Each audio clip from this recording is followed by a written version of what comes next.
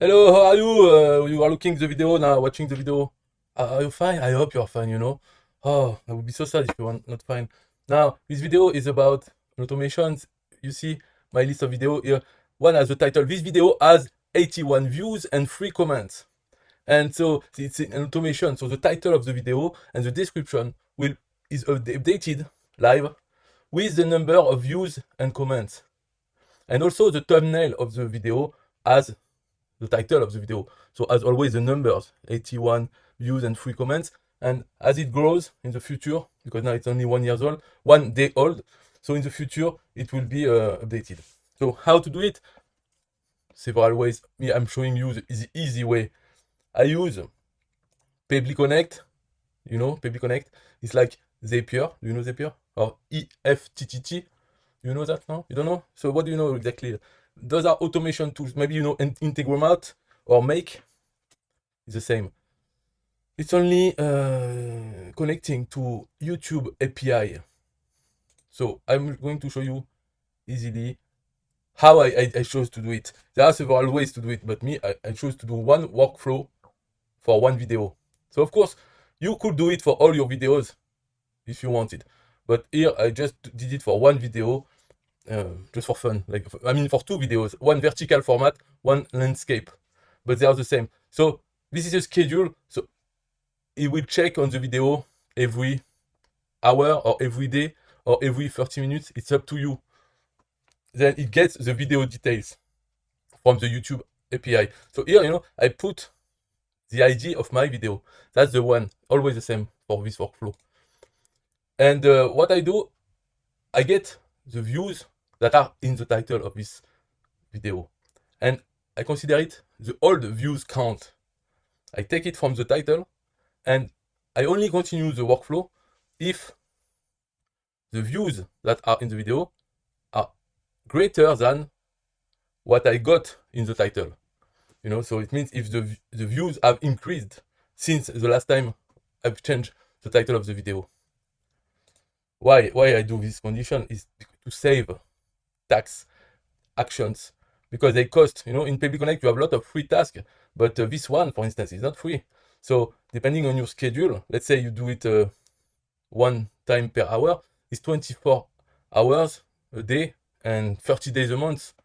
So per month you will have 1,200 times action just for checking the video. And so if there is no change in the number of views, then it's okay, it's only 1, but you have spent already 1 action. But if it has changed, like if your video has a lot of views, so each time you check it, it has increased, then you will need to execute the other action, so it will cost you a lot. So maybe it will be time to check only 1 or 2 times a day. You don't need to be exactly precise. So only continue if the views have increased. So if they have increased, now what we do, we write final views and final comments as a number in American format. So for instance, if it's 1,000, it will be only numbers. So I want to display it in the title with a comma because that's the way we write it nicely. So here's for views and comments. And I also do something is I calculate how many views it is per day. So this is just a spreadsheet formula.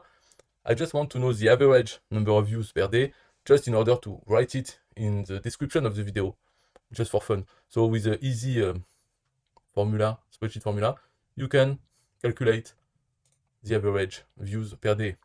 Then here, I choose a random description. So I have 10 sentences which are saying the same thing. I did it with the ChatGPT. So I have this, I just take one at random. So this is for the description of the video. And then here I compose the final description of the video. So I put my link first, and then I put the random sentence. And here I write this video as so and so views around this per day since its publication date.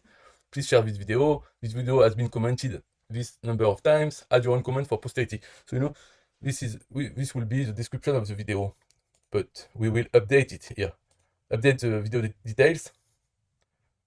So video title, this video has views and these comments, and I add the hashtag shorts. This for YouTube to know that it's a short video, so only 59 seconds, less than a minute. So here, for the tags, I take back the tags, so I put only 3 tags, and it's the free same tag all the time. I mean, if I change it in the video, they will be put in the next change of the video. It keeps the only 3 tags, but I can use them if I want. Here, those are not the right one. They will be the one I put in my YouTube channel. And the video description is what we set before. And finally, to do the thumbnail image, I use it's called it's a service. It's called Switchboard, but you have others, and it's just to make an image based on a template where you can change the text or the image, the pictures.